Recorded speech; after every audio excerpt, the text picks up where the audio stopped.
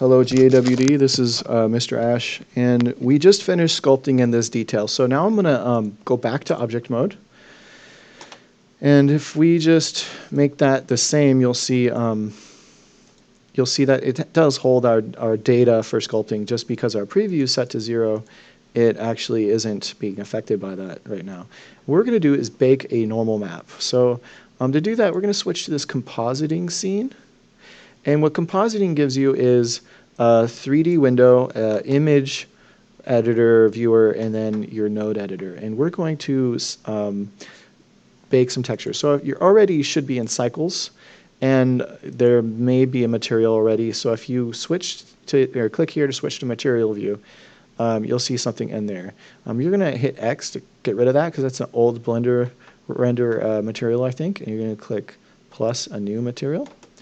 And now you should have this pop up. And what we're going to add is an image file. So I'm going to go add input or add texture, image texture. And we're going to make a new image in Blender by clicking this plus here. And we're going to name this normals, like that. I'm going to change this to 4096. That's because we're going to have a 4K texture map. This is an industry standard thing at the moment. I'm going to hit OK. And you should just have a black image. That's perfect. And I'm going to save as image in my Squirtle folder, save as.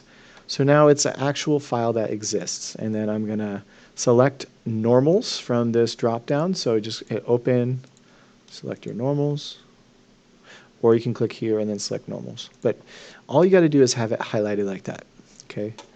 Now, right now, I think it's in camera view. I'm just going to get out of that and zoom in and select my base mesh. And going to my modifier tab, I need to check some things. I need to know that preview is set to 0, subdivide UVs should be checked, sculpt is set to 3, render is set to 3. And if we go into sculpt mode, you'll see we have that sculpting done. Okay. Am I recording? Yeah, I'm recording. Good. All right. So now that that's all set up, I have this selected, and I'm using a multi-resolution modifier. I should be able to go under the render tab here, scroll down to the bottom where it says bake, open up that box, and now I need to switch from a bake type to normal.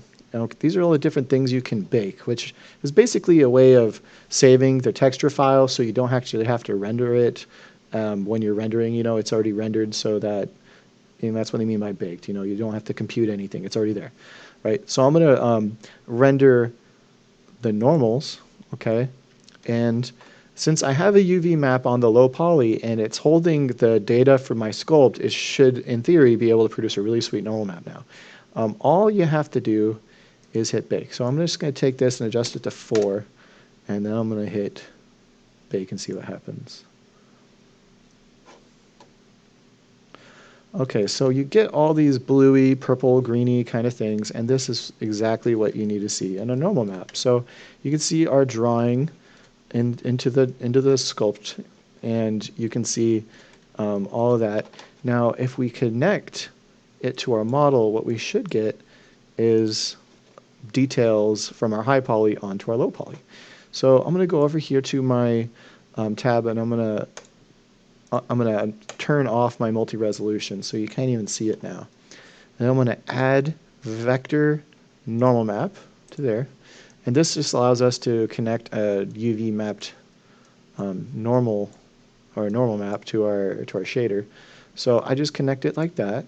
Then I'm going to select our normal map, which we just baked. We can change this to non-color data. And I'm going to connect this to there. And if I go back to object mode and change this to material, blam. What you're looking at is a low poly normal mapped version of the old model. Now, if I go to my default window and show you how cool this is, okay, there's our low poly, and then there's normal mapped.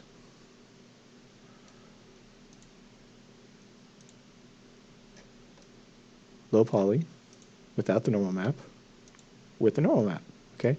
So what the normal map does is just dresses up our low poly to make it look more like a high poly model, and it's really cool. So that's like baking a normal map, and that's it in its most glorious. So if you had some struggles getting through that, let me know. But I'm going to move on. It looks like there's some little problems, but we're going to paint this too, so it'll look okay.